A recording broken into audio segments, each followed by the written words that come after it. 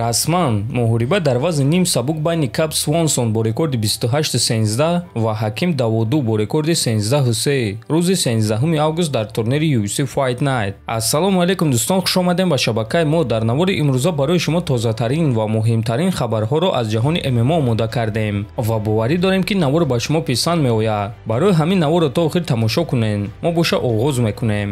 доруҳое ки айни замон шумо дида истодаен доруҳои гиёҳии босифат аз ширкати шифофармо мебошад ки шумо имконият доред ки ҳамаи ин доруҳоро бо нархи арзон дастрас кунед. доруҳо барои хунукзадагӣ ва қавӣ кардани мардонагӣ, барои фарбе ва харобшавӣ, барои ришу мӯйсарбарорӣ, барои дарди дил, дарди мушакҳо ва ҳамчунин равғани сиёҳдона ки пайғамбар саллаллоҳу алайҳи васаллам гуфта буд ки ба ғайр аз марг ба ҳамаи дигар дардҳо даво мебахшад. худи ҳозир ба номерҳои дар рӯи экран буда занг зада доруҳои даркории худро харидорӣ кунед ва ҳатман аз номи канали Паҳлавон гап занед. ҳамин гуна шумо ҳам доруҳои даркории худро ба даст меоред ва ҳам канали моро сахт дастгирӣ мекунед. чемпиони пешинаи UFC дар вазни 61 кг Пётр Ян гуфт ки кай ба октагон бармегардад.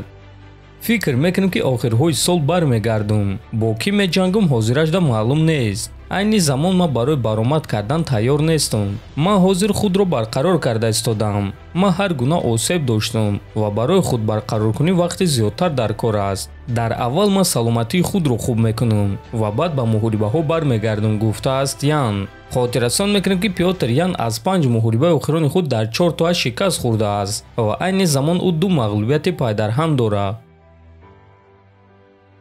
дӯстон, аллакай рӯзҳои истироҳатӣ меомадагӣ мо шуморо яке аз турнирҳои беҳтарин турнири UFC 290 интизор аст ки дар он 2 муҳорибаи унвонӣ ва якчанд муҳорибаҳои рейтингӣ ва шавқовар баргузор мегардад. муҳорибаи асосии турнир муҳорибаи унвонӣ дар вазни ним сабук байни чемпиони доимӣ Александр Волкановский ва чемпиони муваққатӣ Яир Родригес мешавад ва ин муҳориба ваъда медиҳад ки яке аз дурахшонтарин муҳорибаҳои ин турнир шавад. дуюм муҳорибаи унвонӣ бошад дар вазни 57 кг байни чемпион Брендон Морено ва довталаб Алешандре Пандоша хоҳад шуд. ҳамчунин дар ин турнир мо шуморо муҳорибаи довталабӣ дар вазни миёна байни чемпиони пешинаи ин вазн Роберт Уитакер ва проспекти нави UFC Дрикус Дю Плесси интизор аст. боз муҳорибаи рейтингӣ дар вазни сабук байни проспекти нав Джейлин Тернер ва ветерани UFC Дэн Хукер. муҳорибаи шавқовар дар вазни миёна байни ситораи нави UFC Бон Никл ва проспекти нав Трэйшон Гор.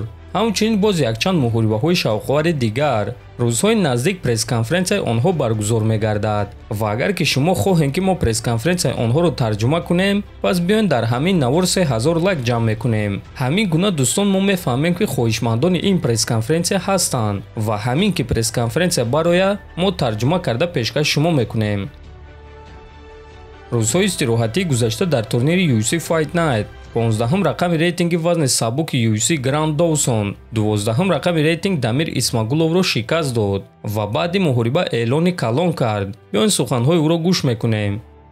акнун ман рақиби машҳур ё ин ки аз тоб мехоҳам. ин Тони Фергюсон шуда метавонад, чунки ӯ хеле машҳур аст, ё ин ки Бенил Дариюш, чунки ӯ дар рейтинг дар баландӣ қарор дорад. кадоме ки набоша, ман ба шумо бачаҳо чунин суханҳо мегӯм. ман яке аз беҳтаринҳо дар ҷаҳонам.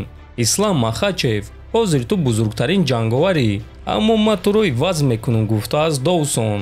ва дӯстон, шояд ки ин суханҳои ӯро бисёриҳо ҷиддӣ қабул накунанд, аммо биёед мо каме ба шумо дар бораи ин ҷанговар маълумот медиҳем, чунки чунин наврҳоро танҳо мо пешкаши шумо мекунем. Грант Доусон ҷанговари оддӣ нест ва ӯ ин чизро дар муҳориба зидди Исмагулов нишон дод. рекорди касбии ӯ аз 20 ғалаба ва танҳо 1 бохт иборат аст. ӯ дар UFC 9 муҳориба гузаронидааст, дар 8 муҳорибааш ғолиб шудааст, ана дар яктои дигараш боша ничия кардааст. яъне дӯстон, дар умум гирем агар ӯ дар UFC 8 ғалабаи пайдарҳам дорад ва ӯ ба монанди Нурулло Алиев ва Арманд Сарукян ояндаи вазни сабуки UFC аст, чунки ҳар се ин ҷанговарҳо хеле ҷавонанд, ҳар сеашон гӯштини хеле хуб доранд ва ман боварӣ дорам ки соли 2024-2025 ин се варзишгар бисёриҳоро ҳайрон мекунанд. ба фикри шумо чӣ дӯстон? аз байни ин се варзишгар кадомаш зиёдтар имконияти чемпион шуданро дорад? метавонед фикротонро нависен, ҳатман дар канали мо обуна шавен то боздид хонободу сарбаланд бошен. дӯстон, бародарони наздики мо мағозаи либосҳои мардона бо номи Саҳоба кушоданд, ки дар он ҷо барои муштариёни худ танҳо либосҳои босифатро бо нархи дастрас пешкаш мекунанд ва онҳо либосҳои даркории шуморо ба тамоми шаҳрҳои Русия ва Тоҷикистон равон мекунанд. ин реклама нест дӯстон, ин тавсияи мо ба шумо аст. шумо метавонед либосҳои мағозаи Саҳобаро дар телеграм канали онҳо бинед ва чизе ки ба шумо махкул мешавад ба онҳо муроҷиат кунед ва дар кӯтоҳтарин муддат онҳо либосҳои шуморо оварда мерасонанд. ссилкаи мағозаи Саҳоба дар якум комментарий закрипидшуда.